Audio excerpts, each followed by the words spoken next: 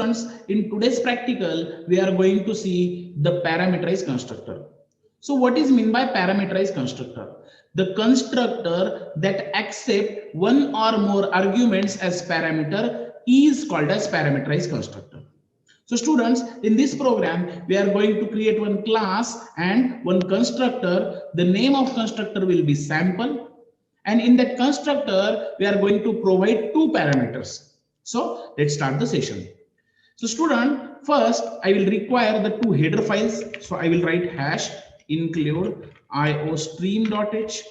As usual, we require two header files. The first is iostream.h and the second header file is hash include ponio.h. Then we are going to create a new class and the name of class will be sample. So here I have created one class sample, and within this pair of brackets I am going to write the word. So here I am going to use two variables, that is integer m comma n.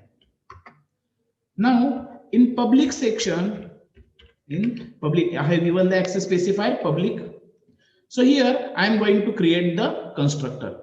So now we already know that the name of constructor is same as that of class. So here I will write sample, and the construct does not have any return type. So I have not written here void or integer. I have not written here.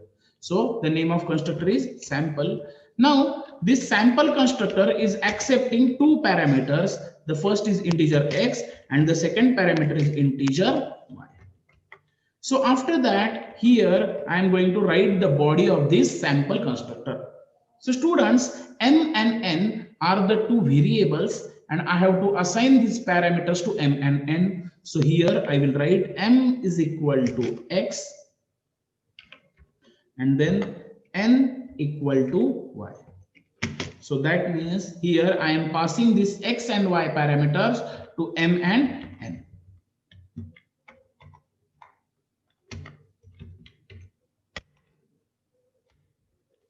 Now students, I am going to display the values of x and y. So for that purpose, I will require one function. I will write the function as void display. So in this display function, I am going to write the values, or I am going to display the values of m and n. So I will write cout. Here m is m. After that, I will use end l. And then cout n is, and now I'll write here n, and after that end l. So that means that here I have used one function display, which is used to display the values of variable m and n. Now after closing the class, I have to create the object. So here first I will use our main function, that is void main. Within the pair of brackets, I am going to write the body of void main. So first I will use clr scr. So in order to clear screen, I have written clear screen function. Now I have to create the object of class. So the name of my class is sample. Then I am going to create one object s1. So when this object is created, my constructor should get called. So this sample constructor should get called. But here this sample constructor is accepting the parameters, because here this is nothing but a parameterized constructor.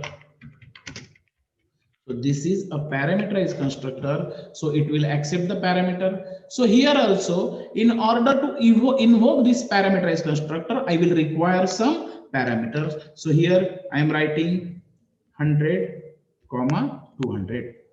That means that here I am passing two parameters 100 and 200 to x and y to sample constructor. Here the value of x here it will get 200, and here instead of integer y it will be 200. So this x value, that is 100 value, will be assigned to variable m, and this 200 value will be assigned to variable n. So here in the comment section I am going to write invoking parameterized constructor. So here I have invoked the parameterized constructor. Now we have to call this display function. So I will write s1 dot display. So here we have displayed the output. Now after the last statement will be get ch. In order to display the characters on the screen, I will require get ch. So students, now here first the object of this sample class will be created. Then the parameter 100 and 200 is passed. So here I am invoking the parameterized constructor. This 100 value is assigned to variable x. Then this 200 value is assigned to variable y. Then m is equal to x means this 100 value is assigned to m. Y, the value of y, that is 200, is assigned to variable n. So here the value of m becomes 100 and n becomes 200, and that is going to be displayed. So now first I will save the program. So here I am going to give the name as parameterized.cpp. Now first I will compile. So it is showing no any warning and no any error. That means we have successfully compiled our program. Now I am going to run the program. So I will use alt run. So here you can see the output as m is 100. That means the parameterized constructor is used to assign some value to the variables and it accepts the parameters. So value of m becomes 100 and the value of n becomes 200. So in this way, we have successfully completed our practical, that is nothing but parameterized constructor. So students, thank you. Thanks for watching.